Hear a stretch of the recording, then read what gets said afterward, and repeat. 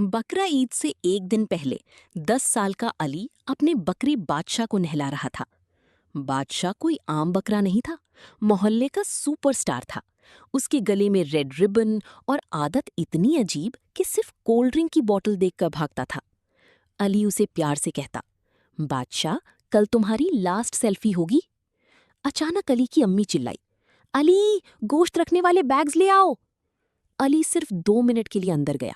वापस आया तो बादशाह गायब। अम्मी, बादशाह भाग गया। पूरा मोहल्ला एक्टिव हो गया। कोई साइकिल पर ढूंढ रहा था, कोई चिप्स का पैकेट लेकर बुला रहा था। बादशाह, आजा बेटा। एक अंकल ने कहा, मैंने उसे जूस की दुकान के पास देखा था। सब वहां भागे और देखा बादशाह आराम से एक बच्चे की आइसक्रीम खा रहा था। अली ने उसे पकड़ने की कोशिश की, लेकिन बादशाह ने ऐसी रेस लगाई कि 5 लोग गटर में गिर गए। फाइनली मोहल्ले की एक गरीब बच्चे समीर ने बादशाह को पकड़ लिया।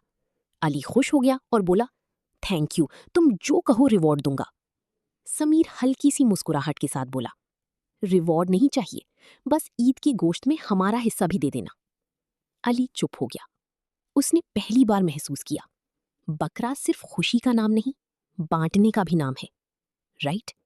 नेक्स्ट डे अली सबसे पहले गोश्त का पैकेट समीर के घर लेकर गया और पीछे से बादशाह की फोटो दीवार पर लगी थी, जैसे वो अभी भी मोहल्ले का हीरो हो।